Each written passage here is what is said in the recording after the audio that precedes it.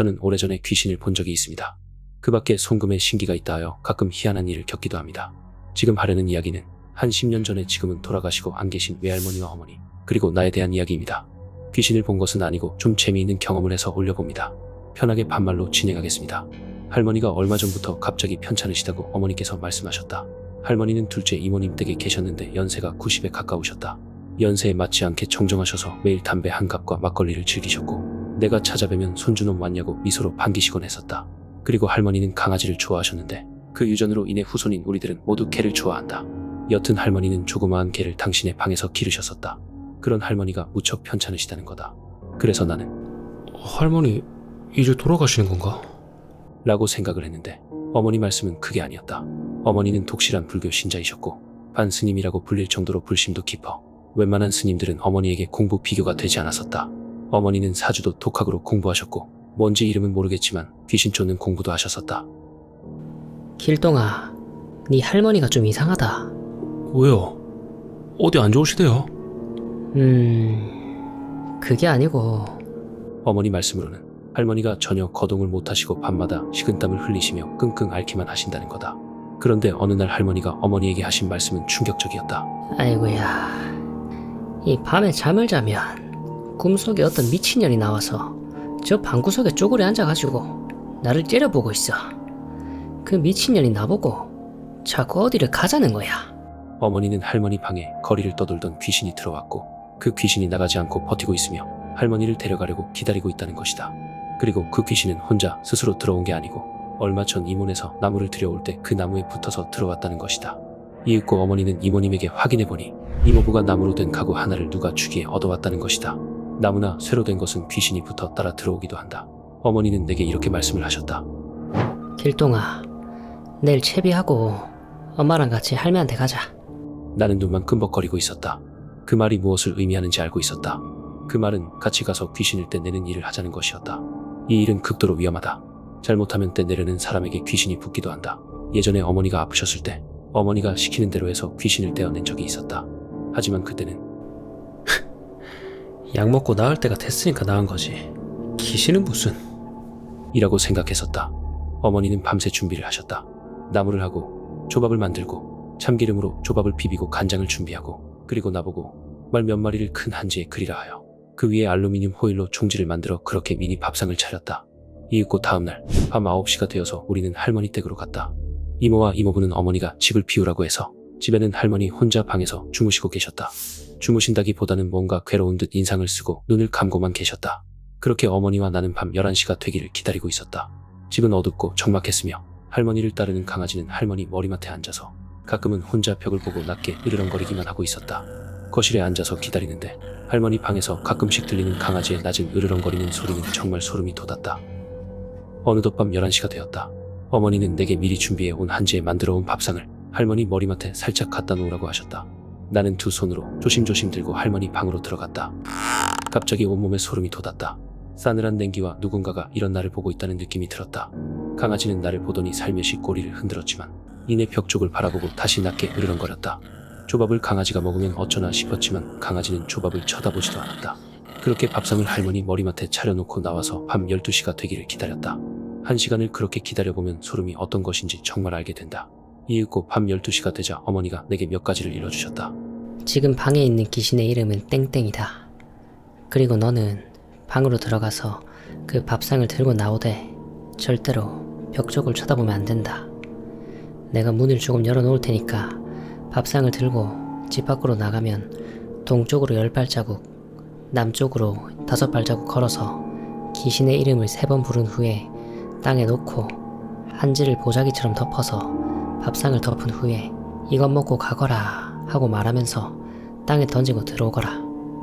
들어올 때 절대로 뛰어선 안 된다.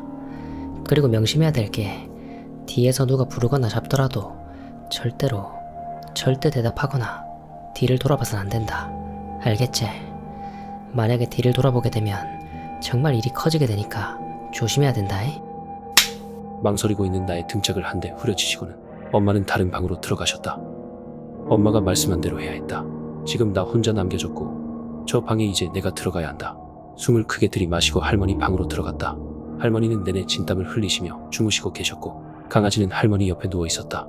강아지가 나를 보고 꼬리를 흔들었지만 나는 진땀을 흘리고 있었다. 할머니 머리맡에 있던 밥상을 들었다. 한지 한 장 위에 놓여 있어서 판판하게 양손으로 잡아당기면서 들어야 했다. 그리고 방을 나왔다. 신발을 신고 현관문을 나가 어머니가 말씀하신 대로 방향을 계산한 후 귀신 이름을 3번 말하고 이거 먹고 가거라. 하고 말하며 밥상을 내던졌다. 그리고 뒤돌아섰다. 순간 뒤에서 사람 인기척이 느껴졌다. 실행하기 전에 혹시 사람을 마주치면 어쩌냐고 어머니께 여쭤봤었는데 신경 쓰지 말고 그냥 하라고 하셨다. 사람들이 쳐다보면 쪽팔리겠다고 생각했었는데 막상 하다 보니 그 공포감이 엄청나서 누군가 지나가는 사람이라도 만났으면 좋겠다는 생각이 들었었는데 누가 지나가는 건가? 라고 생각을 하니 마음이 조금 편해졌다. 그리고 그 순간 쪽팔림도 들었다. 그래서 누구지 하고 뒤돌아보려는 순간 갑자기 온몸에 소름이 돋고 머리가 서고 몸이 덜덜 떨리기 시작했다. 내 근처에 사람이 있으려면 내가 이미 현관문을 나섰을 때 주변에 다가오는 사람이 보여야 했다. 좌우측으로 골목길에는 사람이 들어오지 않았었는데 고개도 돌리지 못하고 얼어붙어 있는데 뒤에서 계속 부스럭거리는 소리가 들렸다. 나는 정말 입을 함다물고 떨어지지 않은 발을 천천히 끌면서 현관문을 열고 집으로 들어왔다. 집으로 들어오자 기다리고 계시던 어머니가 이내 현관문을 꽝하고 닫으셨다. 온몸에 땀이 나고 몸이 떨리는 게 오한이 온 것 같았다. 어머니는 나보고 잘했다고 하시고는 오늘은 여기서 자고 내일 아침에 돌아가자고 하시고는 나를 끌고 다른 방으로 들어가셨다.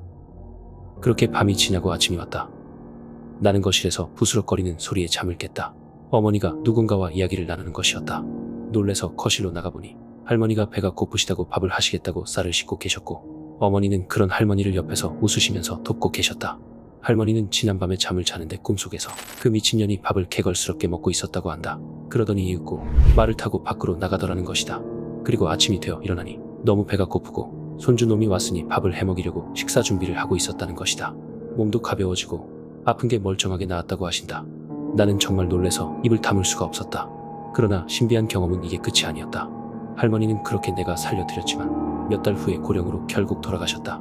돌아가실 때는 정말 몸 아픈 곳 없이 편안하게 돌아가셨다.